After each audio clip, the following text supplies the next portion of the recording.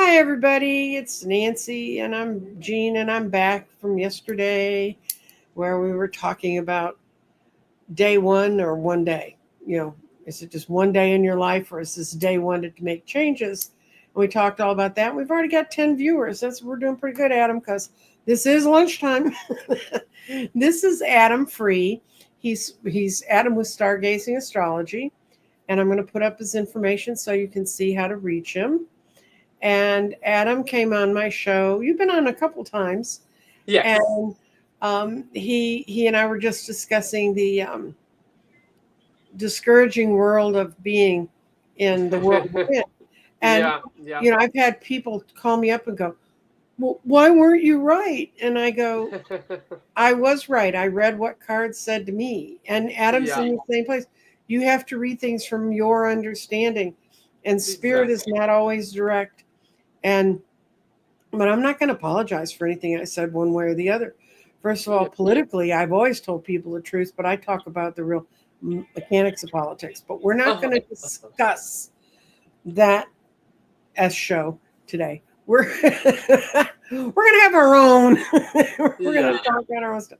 So, Adam, if you can do it, if you can kind of explain in layman's terms. I've studied astrology and I follow a little bit better than most, but so much is happening in the sky. And, Yes. So, I mean, what we have now is really a combination of a changing in signs with the Chinese zodiac. We're mhm, moving from the year of the dragon to the year of the snake. So mhm, that brings on a whole new tone. And then all the collective planets, we're talking Uranus, Neptune, Pluto, and Saturn actually are going to be soon moving into different astrological signs. right. So what this really indicates is the beginning of a new era.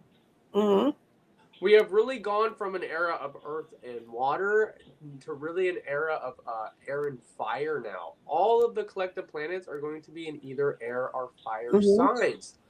So what does this mean? I mean, on one level, air combined with fire creates explosions. mhm, So that's something we've seen. I know, for example, 20 miles south from me, thank you to Elon Musk, his Tesla batteries and another millionaire's batteries blew up mhm, about 20 miles south of me. And they created a huge explosion, which has now ruined our air quality and threatened our national marine sanctuary mhm. that we have now spent millions of dollars and decades preserving. So just like that, it's been damaged. Um, due to the excess air and fire. The thing about the air and fire elements is it goes toward the yang energy. So we are going to see excessive yang energy. Thus, we're seeing Donald Trump, Elon Musk, all these individuals, all these very. They who shall not be named anymore in this show. I don't advertise. There you go. There you go. So what it is, it's going to be there's going to be a strong imbalance of the yin yang energy. Mhm, Which is going to create a lot more. We're going to see this is a year of fire. We're going to see a lot mhm, more fire and explosions, according to certain Buddhist traditions. Um, so the planet Pluto, which represents the power structures, really represents the evolution of the soul. mhm, So we have gone now into Pluto in Aquarius. So Aquarius is a fixed sign, so very stubborn, very opinionated, very fixed in opinion. The thing mhm, about Aquarius is it's ruled by the planet Uranus. So the energy can sort of change at the drop of a hat. mhm, Sudden, unexpected events, mhm, really characterize Aquarius. What happens with Aquarius though is opposite Aquarius we have Leo. Leo is about the rise of the autocrat. mhm, Aquarius is about the destabilization of the autocrat. So the autocrat needs to rise to a certain amount in Pluto and Aquarius. And what Pluto and Aquarius can promise is that when the pendulum swings one way, it will potentially swing the mhm. other way. Everything, Um, everything's a two-edged sword in that world. yes. So the last time Pluto was in Aquarius, we had the French Revolution and the American Revolution, in which the people ended up overthrowing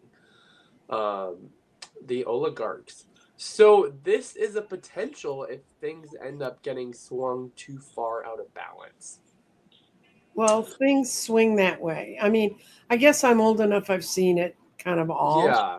So I don't worry about, I mean, I worry about it. I worry about people getting too definite as individuals. And I'm sorry you've got a cold. Adam's got a bit of a cold and he may have to cut out quickly because he had some body work done and it wasn't done quite properly. And he's got a pain in his back. I can't even understand why he's sitting here talking to us. So, really, honest to God, guys, because I've rarely had a pain in my. The worst ones I have are in my hips, so my pains are in my butt. But I understand the feeling. It's a wild ride, and if you want to understand, kind of look back at a time. If you want to kind of get an inkling into what's in Adam's world, there's a very good documentary called the Astrology of a Pandemic. Mm-hmm. And it was made about what happened to us going into 2020. And I can remember when that was all coming up and I kept hearing about it and people kept saying, well, what's going to happen? What's going to happen? And I said, we don't know. We just have to wait and see how it shows up. And it showed up as creepy COVID. But the other thing that happened in that period of time is there's a cycle. Certain planets go through certain cycles and they meet each other every so many years. And in early 2021, it was 2021. Jupiter and Saturn meet every 20 years.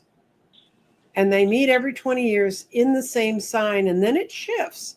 So for the last 200 some years, since the beginning of the Industrial Revolution, we had been I think it's called a synodic cycle. Isn't that what they call it? I don't want to bury people in. I don't know.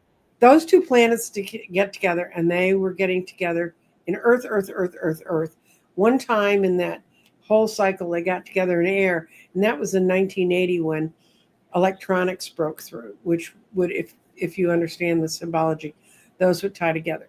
So I was talking to people that had been talking with me before COVID happened, and they said, what's going to happen when those two planets to get together?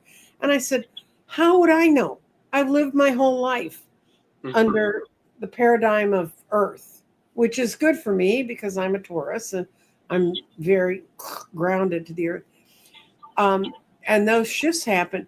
And I think a lot of the shifts that are happening to us now and the speed that they're happening is coming from Jupiter and Saturn meeting in air. And then more air planets being pushed forward. And if you say, well, we've been through this before, we've been through it in waves before, but we didn't know Pluto was there until right before World War II. So they can take the computers now and spin back and look back and try to find times, but they've never found a time when 4 of the outer planets are all moving into different signs in the space of a year. And that means you got to think the outer planets are the ones that move very, very slowly. And so it takes them forever to get through signs. Am I correct in that thinking that way? Yeah, the outer planets take, like Uranus takes 7 years, Neptune takes 14, Pluto takes anywhere between like 10 to 22. Yeah, because it's got that weird orbit. Yeah. That makes it, that's why they made it not be a planet anymore and put it out. All the silly things. But so that's kind of where we are, Garth. So when you're talking to astrologers, they can archetypical astrologers are ones that go back and look at what happened before and try to figure out. But they're not just looking at like your chart or my chart. They're looking at big universal sort of charts. Yeah. And let's see what we got. We've got 42 people in here, and people sort of know the rules on my channel. You can ask if you're a sign, kind of what's happening around me, but I don't want ascendants and I don't want birth times, if that's okay with Adam, Because Yeah, so for everyone out there, if you're really interested in getting an astrology reading, then oh you can yeah, contact me with my email, mm-hmm. which is here AdamAstro777. And for all of you out there who have not yet subscribed to my YouTube page, it's AdamStargazingAstrology. Yeah. And Angela's back, and Angela's up in the hot spot. Angela lives, she's a chat person with me. She's in Finland. She's right on the edge of a lot of this stuff that's heating up in the world. Yeah, okay, I'm going to put up a comment from Rose Blue. Doesn't hematite help with pain? It can, but he had the pain sort of mechanically put on his body. It just didn't generate out of his own body energy. Talking about with me? Yes, they're trying to heal Yeah, him. what happened was it was this electric massager, and she went in too deep. It's this brand new technology in which the thing hits at 1,000,000 miles an hour, and she went in too deep, and so yeah, it's her bad. Yeah, and but you could, I mean, hematite's good. I don't use stones much for healing. I use my crystals to help with my sinus things. Yeah. But somebody does have a question. Yeah. It's where'd she go? Okay, show. Aries with Gemini ascending. So we're just doing the sun sign today. So let's go to the next question, and then she can, if she wants to rephrase that. She can just take her as an Aries. That's going on. Aries? What's going on with Aries? So what I don't do is I don't specialize on specific signs in relation to. That's something that you need to book for. Right. Yeah, because that takes, what that does is that takes a fair amount of research. So that's something, if you're interested, then you can feel free to book a session for that.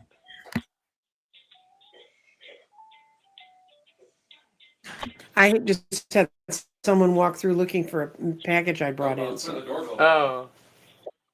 So I just explained to them, when you live in a house and people are there and you have to deal with it. Yeah. Okay. Okay, I've got one. Maybe you can't answer. Yesterday, of all the days, this doesn't ever sound good. Whenever anything squares something, it always sort of freaks me out. Yesterday, the sun was square Mars in the middle of the inauguration. And conjunct Pluto. Oh, that's nice. Yeah. So what would you say about that one? Sun Mars? I mean, it's I won't name names, but an individual doing a specific hand gesture is very Martian and is very Plutonian. So need I say more? Read between the lines. Right? Yeah. It's that kind of energy. It's not a great day. If you have a disagreement with someone, walk past it and walk around another day when things are a little more explosive. And here's a lady who said, and I don't know if you can answer this one. I have a Leo sun and moon. Full moons really affect her?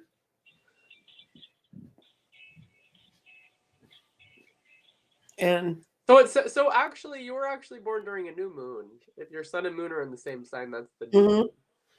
Full moons affect you. That's I mean,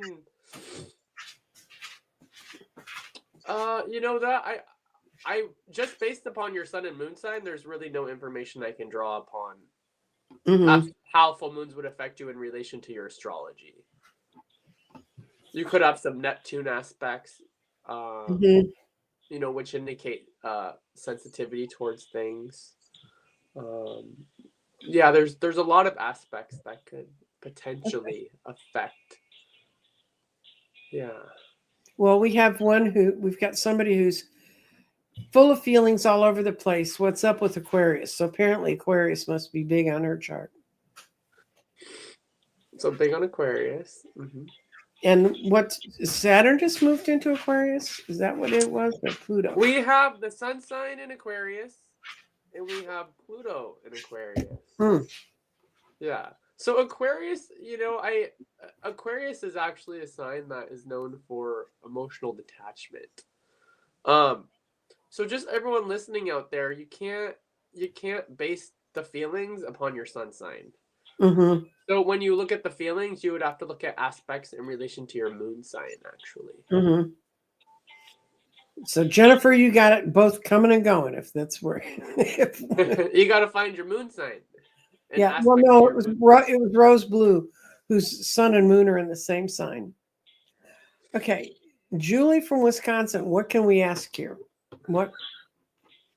What is allowed to be asked here? So, what I do with my collabs is I specialize on general questions affecting the collective. Okay. Yeah, personal and specifics. You need to book a reading for those. Mm-hmm. Yeah. Okay. Yeah. And then we got a suggestion for you, Adam. Put castor oil on the area that's hurting. Oh yeah, castor oil can be good. I will definitely look into that. I actually Yes. have some. This one knows. This lady knows kind of. Yeah, I know warm castor oil can be really good Mhm. for muscle pulls. And let's see. I have to read these to figure out if I understand what they're saying. Okay. Five. She's got 5 things in Leo: Sun, Moon, Venus, Uranus, and Ascendant. Whoa! And they've been feeling very sad. Well, that's got absolutely nothing to do with where your sun, moon, and everything else is, kids. It's Well, gonna I mean, is there anything in my sign causing this? One thing, so what I'll strive to do is if someone asks specific questions, I'll strive to relate it to the collective. So what is going on actually now is Venus, which represents Venus has a lot to do with the heart, relationships, friends, things like this. So Venus has been sitting next to or conjunct with Saturn. Now that gives a more serious kind of depressive melancholy tone towards things. And what is interesting is we have Donald Trump. I'm sorry, I won't name names, but we have several of those individuals that have these strong Venus Saturn aspects showing a lack of the development in the heart center. So that is something Leo, Leo is a sign that likes to be warm and gregarious and playful. So Venus in Saturn can also bring a kind of a melancholy type of overview, and especially because it's in Pisces as well. Pisces can go a couple ways. Pisces can be intuitive, psychic, and ethereal, and giving and loving. But in aspect to Saturn, it tends to bring out that sadness and that melancholy. Yeah, and that Saturn, I always feel is like Jupiter's like ho ho ho, we can do whatever we want, and Saturn's like no no no no you can't. Yeah. Saturn's like limit. It's well, the reason they used to say that Saturn was limits is it was the one planet until we really got really good telescopes that you could see, from the Earth without a lot of help. I mean, still new, but now, if you know anything about it, you can go look it up on the NASA site. They're talking about how all the planets are lining up right at sunset, and you can see the ring of Saturn if you even have a good set of binoculars, which is kind of interesting and fun stuff to do. Truth in lending, I wanted to be an astronomer when I was a kid. And my father took me up to Chicago and I saw all of the shows in the dome of how all the stars moved. And he got me a telescope. And I used to stand out. This is me who in Texas, when it starts to freeze, I leave the world and go home. But I used to stand out in snow up to my almost knees with my telescope looking at the stars. And when we were kids, the sky was really clear and it was beautiful. And a collective overview is good with Acadian proud. Yay! So yeah, the Venus Saturn brings the serious, the melancholy. Yes. The thing though, the good thing is that Venus moves fairly quickly in the Oh, astrology yes. chart. So within a couple of weeks, that aspect is going to be much less of a grip. Another thing too is the element of Saturn in relation to Capricorn that's been going on. You know, the sun has been in Capricorn. Capricorn's ruled by Hmm. Saturn, so there's also that strict kind of military type of energy. You know, speaking of rulerships, you know, Saturn is ruled by Capricorn, and then Mars is exalted. Hmm. So there's this drill sergeant sort of intense kind of energy that comes with the Capricorn that has been the past month. Hmm. Um, and then the sun sign right hitting 1 degree Aquarius sitting next to Pluto, which is really intense. You Hmm. know, so there's been a fair amount of intensity going on. Well, just Um, getting everybody out of Capricorn, that's what I'm cheering for. Move on.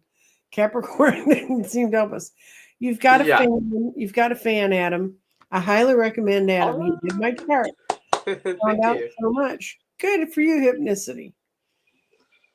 And honest to God, guys, if you know, one of the reasons I have a friend who every time I try to talk to her about just the overwhelming vibrations from astrology, she loses it. She's like, I don't want to hear it. I don't know about squares, and it all sounds like geometry, which I really hated. Um, and she, and so, but if you have your own chart done, and then you find one part on your chart that intrigues you, and then you just follow that one part. You don't have Yeah, to know the whole damn chart. My chart's yeah, really screwy. yeah, and you know, and I'm sure everyone watching right now is not a skeptic. Um, so this is pretty much what I say to individuals who say I don't believe in it. I think it's bogus. Mm-hmm. Um, but they know nothing about it. I say, well, isn't it easy to mock something you know nothing about? Mm-hmm. Mm-hmm. And then I leave it at that. Right. Yeah, I'm like, okay, yeah, that's easy. Yeah, and it is well, if you really want to read cards right, you got to learn 78 cards. With the I thought astrology might be easier because there are the 12 signs, but they're all the planets, but they're moving all the time. And It's different. You know, it's it's different. It's definitely because I read cards too. Um, it's a different practice for sure. Yeah. yeah, I have some cards that are based on astrology. And when I was trying to get people just to understand what the signs meant, I Yeah. would bring this out. This was back when you sat with people in places, not on Zoom. And um, Back in the day. yeah, and I'd sit there and I'd say, "Well, pull 3 cards out of this, and we'll see how that reads against." Hypnicity said you found her Star of David, and then Rose Blue said, "What's the Star of David?" That's something you can answer because you found hypnicity. Yeah, so that's basically like a fairly like rare astrological configuration um that happens in people's astrology charts. Mm-hmm. So most astrology charts are characterized by aspect patterns. Mm-hmm. Um the Star of David is it's very rare. It's a rare aspect pattern. Yeah, Um that would be yeah, 6 things lined up a certain way, right? I take yeah, that's a very rare configuration. So what happens is you know the configurations they act as themes and patterns, very ingrained themes and patterns. Mm-hmm. um and there's an ideology based around we carry these similar themes and patterns with us throughout lifetimes, you know, so Mm-hmm. there's that esoteric viewpoint as well. um and that these themes represent kind of like overall are you know overall patterns, some themes more challenging, some themes deemed less challenging. um Mm-hmm. every configuration though carries an element of challenge within it, Mm-hmm. some more some less. Right. So I will that's what I'll say about that. Well, I Yeah. I read past lives, and Hmm. a lot of times you'll see, well, you keep having challenges show up. But I've read a lot Yeah. of past lives where people did such a great job last time they sent them in this time to do another great job. It's not all gloom and doom. No. It's not gloom and doom. And certain aspects, like a grand cross aspect is much more intense than, let's say, like a Mhm. grand trine aspect pattern. Yeah. Well, that would be 3 grand trines, I would guess, because that's like 3 triangles. A 2. grand trine. Mhm. Yeah. Like, well, yeah, like three triangles and Mhm. three trines makes up Right. three trines in sync makes the grand trine aspect pattern. Yes. And the other one that I found through an application that I had that, or I could look at charts, I Uh-huh. found I had a yod. Oh, okay. Uh-huh. I had 2 of them. And my friend I was telling you about earlier that my other friend sort of healed, he had 3 of them. Wow. Well, I know. yods are definitely spirit. I would call yods like spiritualized aspects. Right. There Yeah. tends to be certain events that happen that kind of like potentially can change sort of the course Mhm. of one's life. Almost, it's also called the finger of God. So Right. it's like Yeah, it's that's God's it's finger coming down and going. yeah, and once I found out about Yods, I have this app in my phone so I can look up friends' charts. And I had about a friends, why didn't I get a Yod? And I said, be grateful. Be grateful. Yeah.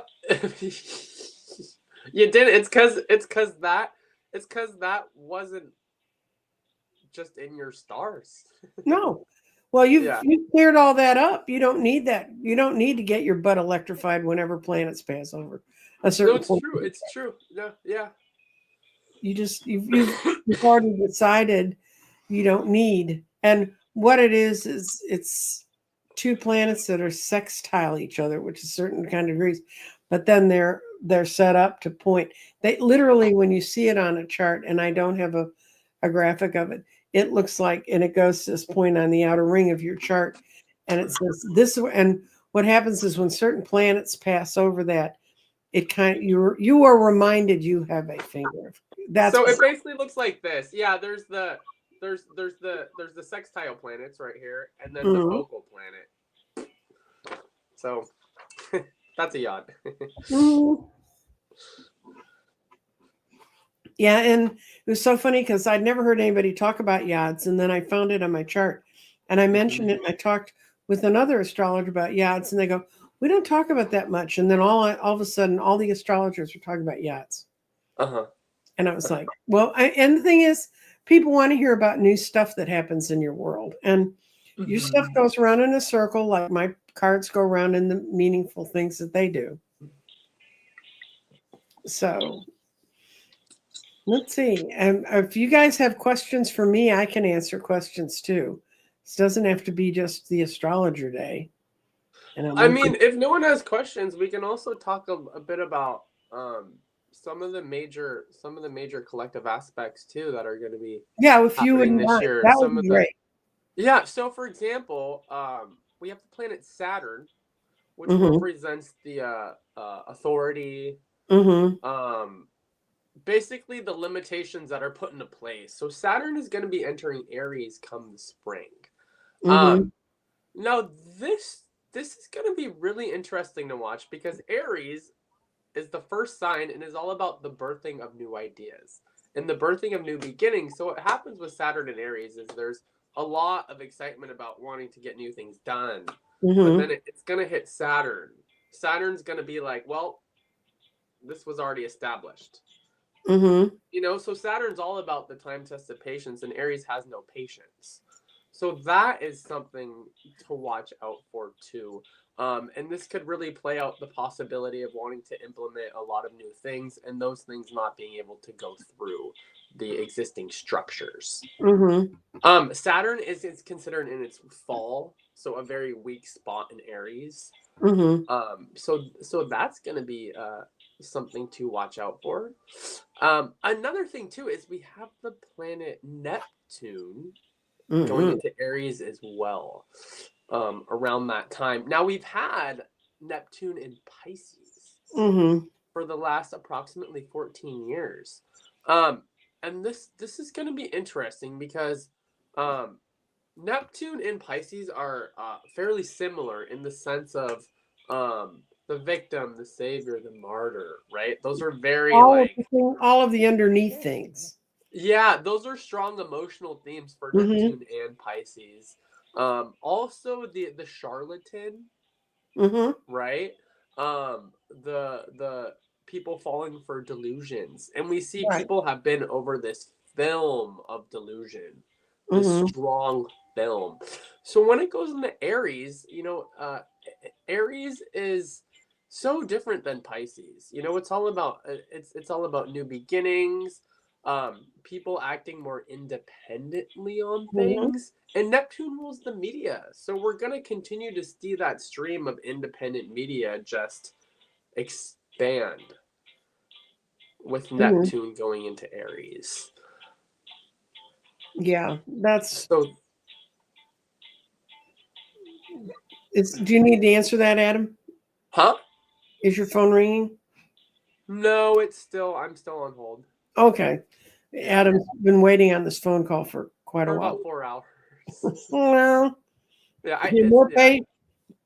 You're more patient than I'd be. I hope it's important enough. Okay. It is. It's like crucial. So, Okay. yeah. Does Vedic astrology negate Western astrology? That is a good question.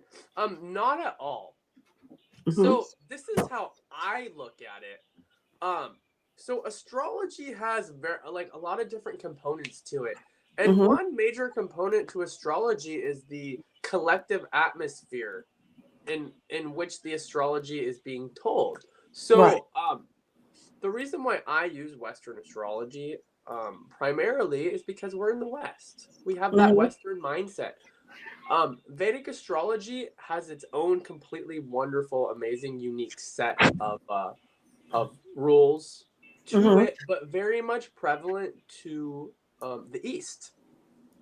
Mm-hmm. So one doesn't negate each other at all. They're both valid systems. Mm-hmm. However, I personally find that living in the West, Western astrology is more helpful. Mm-hmm. Yeah, and more prevalent to the collective But mindset. they borrow from each other. Like the Of idea of course. nodes, the idea of the nodes, where everybody's finally learned about the north and south node. The node, the nodes are not a place in space; they're a calculation, Yes. and that came from Vedic astrology, if I understand what I was told. And they were Rahu and Ketu. hmm Rahu and the north node, Ketu the south node. right, right. So Mhm. you can we can learn from each other if we're open to each other, and I think that helps. I think. Exactly. Yeah, another thing too is, there's still the house system, there's still all the same zodiac belt. They use what's called the nakshatra system, which actually divides the zodiac signs Right. a little more specifically, and I find the nakshatra system incredible and amazing. Is that Um, different than the decans?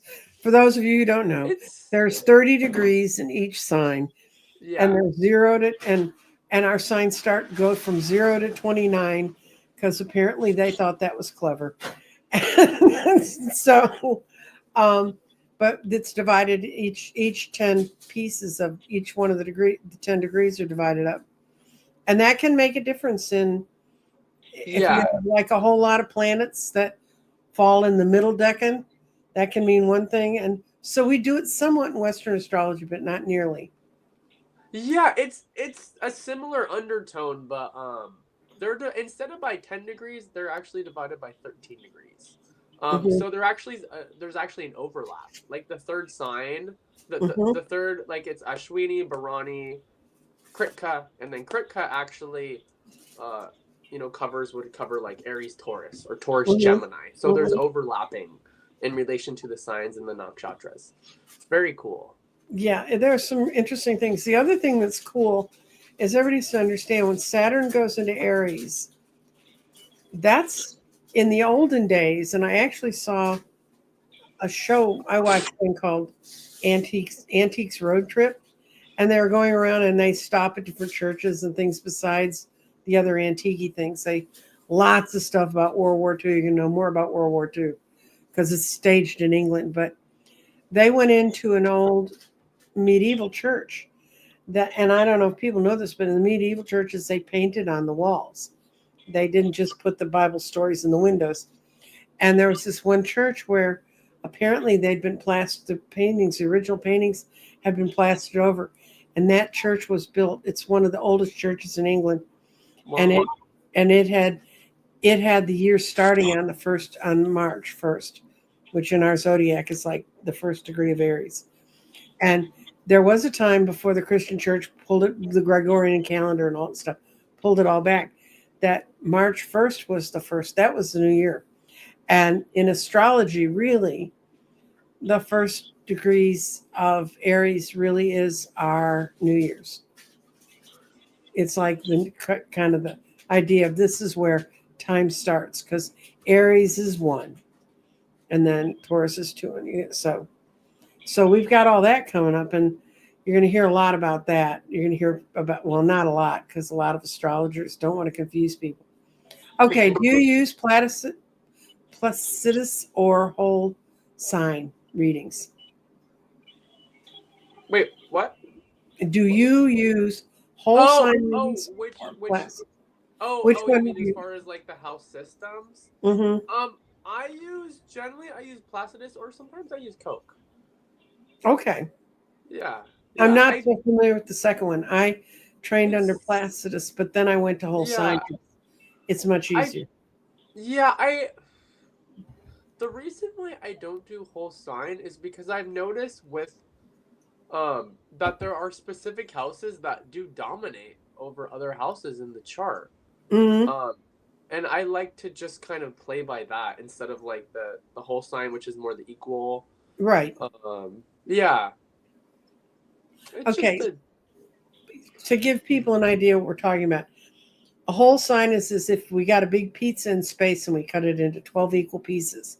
yeah. Now, the Placidus is, suppose you put it on a tipped platter, and then you try to cut the signs. Well, some signs are going to be smaller than others, and some signs are going to be bigger than others. And yeah, some houses, yeah. Yeah, and like in my case, I have 2 brothers that are Aquarius, and I never knew where the hell they were doing. One's the oldest, one's the youngest. I never understood those two, but because of where their birthdays were, they're not on my chart. Because I forgot too much of something else flopped over because. And then does it leave a little sliver for Aquarius? Yeah, I'm the tiniest little Aquarius you've ever seen. And guys, this is one reason why when you go to get a chart from someone, read up on it a little bit, figure out what you want to do, and and it's kind of like when you come to a reading from me, you don't. If you have expectations, unless it's a past life reading or a 12-month reading, those have clear expectations. But you just kind of need to say, how does this work for you? Yeah. Yeah. And another thing too, speaking about astrology and past lives, is there's strong past life themes in relation to the moon and the south node. Mm-hmm. And retrograde planets. I got none of those. You have no retrograde. This must be your first life then. Oh God, no. People tell me No. I've been through so many times that it doesn't even count. I can see that. You're all creative, and I can see that. Or maybe it's just because I made it to 75. It just feels like I've had so many past lives. At least in this life, even. Yeah. Oh, trust me. Yeah, I was talking to an old friend of mine who I couldn't believe it. She couldn't call me the other day because it was her grandson's 20th birthday. Wow. And it was like blowing me away because my oldest is 50, but my oldest grandchild's only 12. So he's a dragon baby. Speaking of Chinese astrology, he was born in the year of the dragon. He's one of those.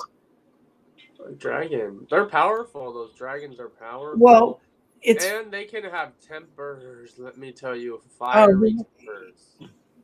Ooh, those dragons. And his teacher, just before COVID hit, he was in a private school in Austin, and the teacher was saying, "I don't know what's with this class.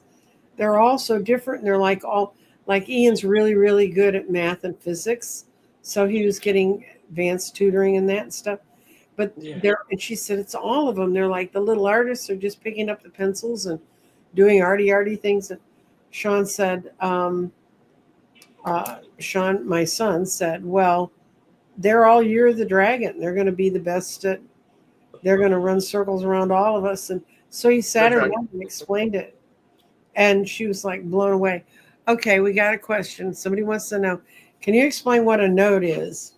Yeah, that's a good question. So the nodes, every astrology chart has two nodes called a Mm-hmm. north node and a south node. They're always opposite each other.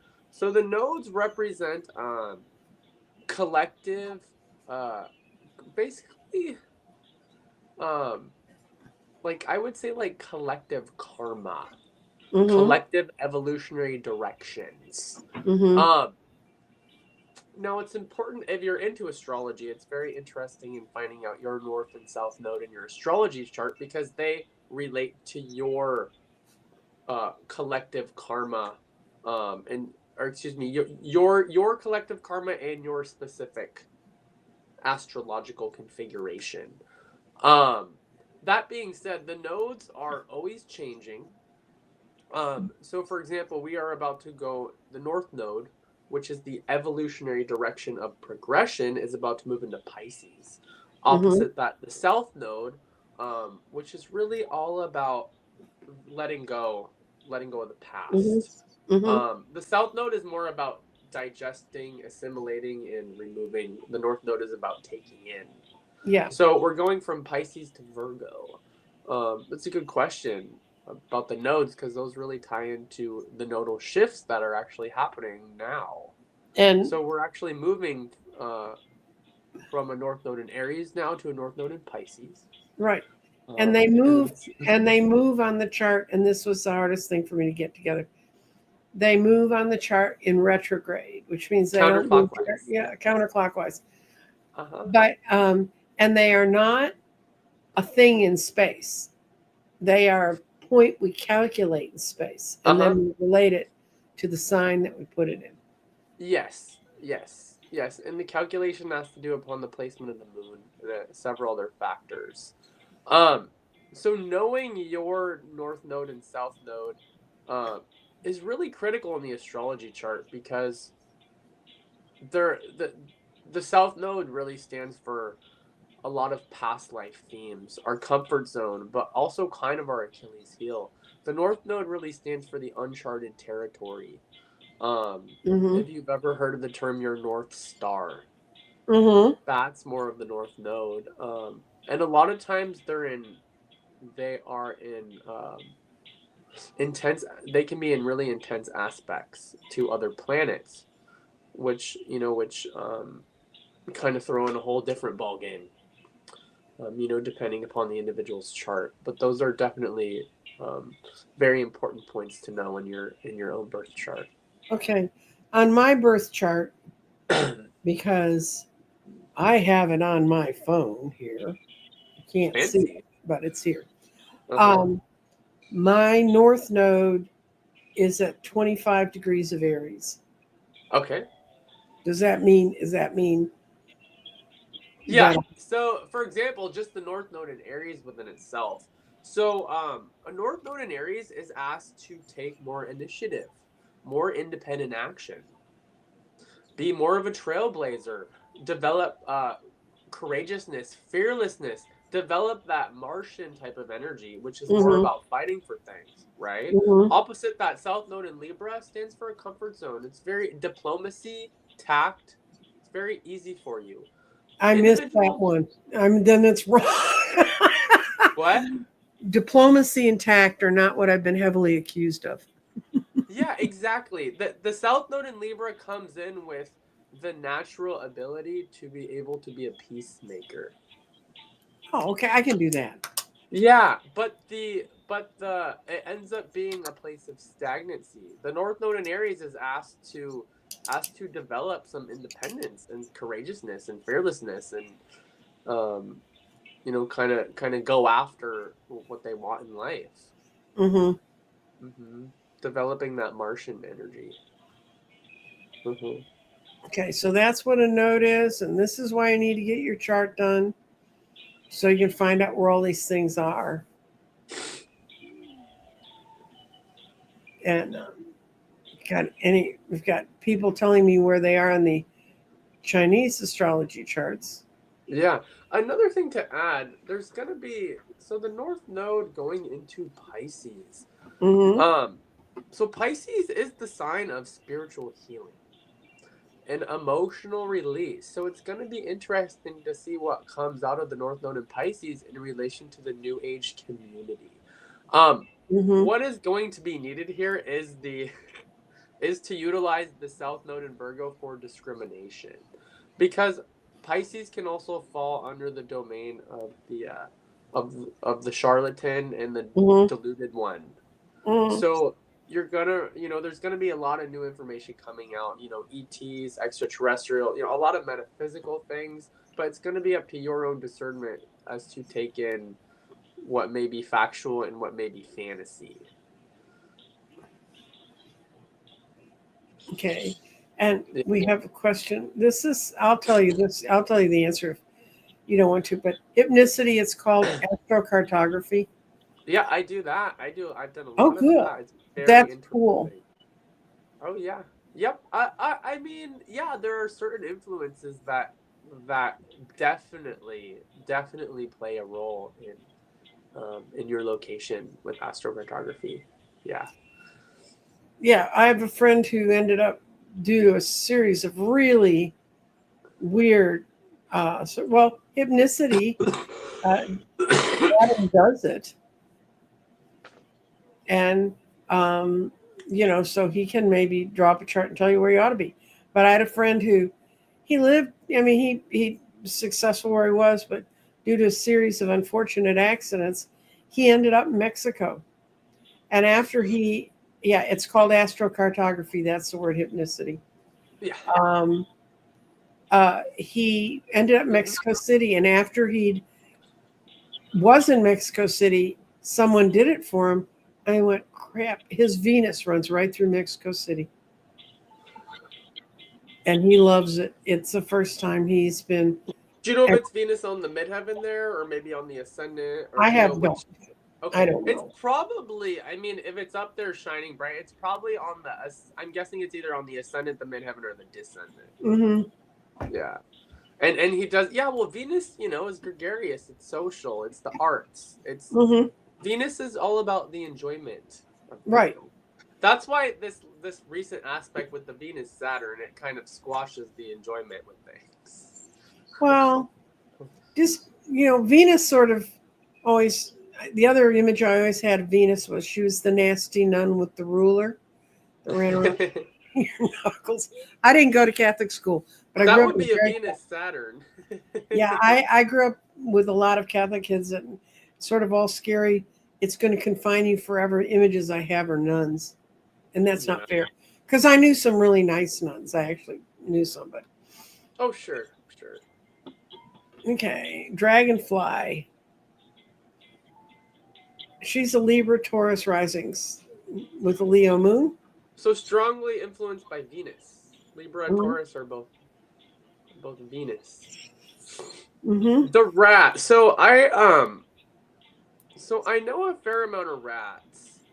The rat tends to be a bit of a collector with things. So you can tell me whether or not. I'm sorry. Who was that? Deborah? Dragonfly. Dragonfly. So Dragonfly, you can respond as to whether or not that's true in your life. About being a collector. Yes. I'd be interesting to hear your answer on that, because I know my sister's a rat, my grandfather was a rat, one of my cousins is a rat. I have a fair amount of rats just in my family, and they've all been like, I don't want to use the word hoarder, but more of kind of like a collector type of. My family had, in the adults, both my parents were Taurus and I was a Taurus. That's an interesting thing to grow up in. But stubborn. Stubborn much? Stubborn much? We don't. There were periods of time we didn't talk much. Uh-huh. But there's also I'm in the year of the ox on the Chinese Oh thing. my gosh! Wow. So somehow or another, some bastard was going to try to put a plow on me one way or the other. Uh, I mean, the thing is, it was a Taurus ox. You could be like immovable, huh? Like no. Oh, if I don't want to move, you're Yeah, not. immovable. That's an immovable aspect there. And today I was, Combination, yeah. I was going through um, listening to some 7 points to live by, Uh-huh. and one of them was flexibility, and that's the one that always makes me crazy because I thing is if I'm too I can get too flexible and that doesn't work either. Do you have a Gemini moon? I have a Cancer moon Okay, Cancer. Okay, and I have a Scorpio ascendant at the very end of Scorpio. okay. That's a little because Cancer moon can be so attached to the past and nostalgia, as you know. So that can also make it maybe a little challenging to move, like when because Cancer is so attached to the past. I always thought the biggest effect of a Cancer moon on me is we're very good cooks. And Oh, I you didn't, guys are good cooks. and I did not get to 300 pounds by not liking what I cooked. Well, Taurus too. Taurus rules the past. Oh, I know. Yeah. As you know. Where's your Venus? Do you have Venus in Taurus too? Venus is in Taurus. Mars Mars is in Taurus. Okay, so slow to anger, but And my Mercury is in Gemini. Okay, so very intellectual. Mm-hmm. Yeah, I'm a lot of fun stuff. My second husband was at Sagittarius, and he was a brilliant intellectual. He was a physicist, and people could never figure out how he and I got along. Besides the fact there was 20 years difference in our ages, and until we had my chart, until I did my own chart, and then I did his, we have the exact same ascendant within 3 minutes of each other. Wow. And I talked to somebody, and they said, "Oh yeah, you guys could pretty much you could tear each other up, but boy, you could put each other back together." And that was kind of wow. So Scorpio ascendant, that is the detective right there. Yeah. And and here he was, this Sag, this really fun-loving, intellectual Sag, and he had the Scorpio ascendant. When it showed up, it showed up. Okay, this one says, "We're going to give it help. Try to find visit to work would resonate with my understanding of yourself, your natural strengths, talents, and gifts processing. Why a place doesn't work out?" Acadian, you'd have to go to someone like Adam who's willing to draw that chart for you. It's really a very different looking chart than all the planets, but the planets are strung across the top of the world, and then they run down through the map of the world. Yeah, I mean, what I do when I do an astrocartography chart is I do a heavy analyzing of the birth chart and the astrocartography. Yeah, it's a lot. You have to tie them two in. So that's definitely you would find those answers in a reading. Yeah, I don't live in a place that lights my fire, but places I really strove to go live in. I wanted to live in London so badly, and everybody who's ever done astrocartography and that said, "Thank God you didn't move there." That would have been. It's a really bad. Well, it's I know from unfavorable. I know from a past life regression, the life immediately before this one, I died in London in a bombing, which may be part of why I want to go back. Oh, interesting.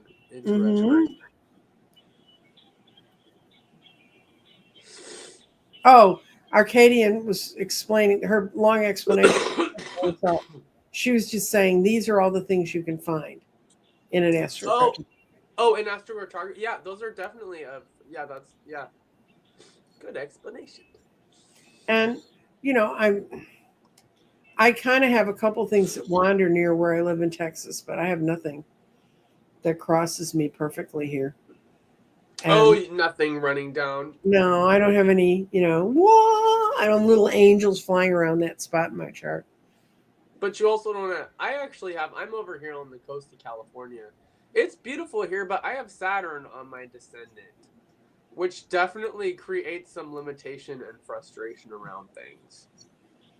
Yeah. I'm not always feeling like that, but I definitely can see how that has played a role though in a fair amount of my undertakings. So, well, I want to thank Adam for being here. I promised him we wouldn't keep him an hour because he's still waiting on his phone call, guys. We helped keep It'll him come when it comes. from dying of boredom.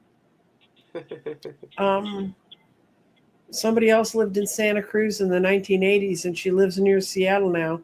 That's when I think of a map. That sort of seems, I don't know. It's similar, yeah, similar longitude, similar. Hypnicity is going to be contacting you soon, Adam. I hope other people will. I've had the stuff up there long enough if you haven't gotten it by now.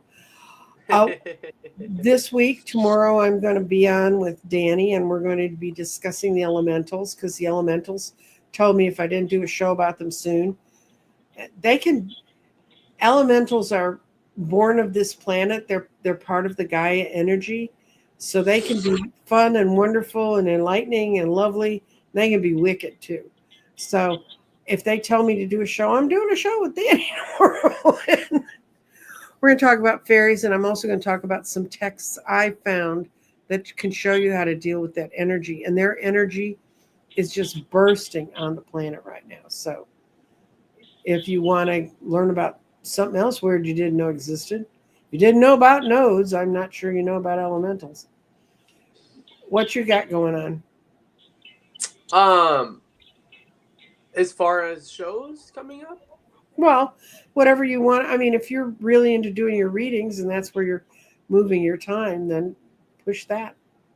Yeah, so I'm going to be doing there's an Akashic record reader. Her name's Lisa. I believe okay. Lisa Wetzel. Lisa Wetzel.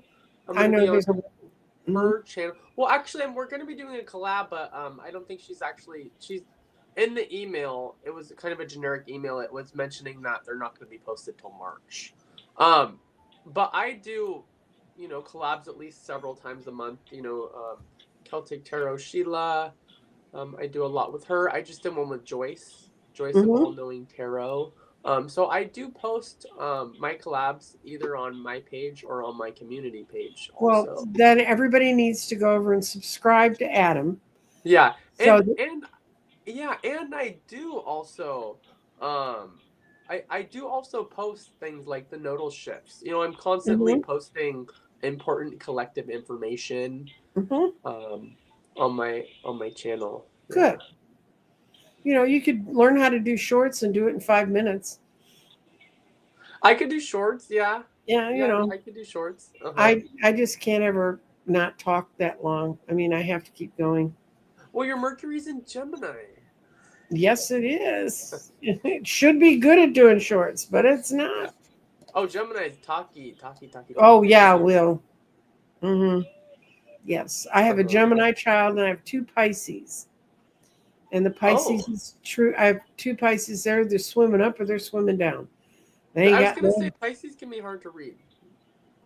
Well, I can't read my kids at all. Whenever they tell somebody what I do, they go, "Oh my God, what's it like having your mom be able to do that around you?" And they just kind of laugh. They said, "You can't read us." I can't when they get married, and I've had a couple get married and divorced. When they get married, I can't read their spouse. But the second they're divorced, it's open season on spouse. So, wow. So, everybody, you have a lovely day, and thanks, everyone. Get rid of your cold and quit coughing and disturbing your back. And I'm working on it. And I'll send you some love and light to try and heal your back. Thank And you, everybody else, thank you for coming. Bye-bye. Bye,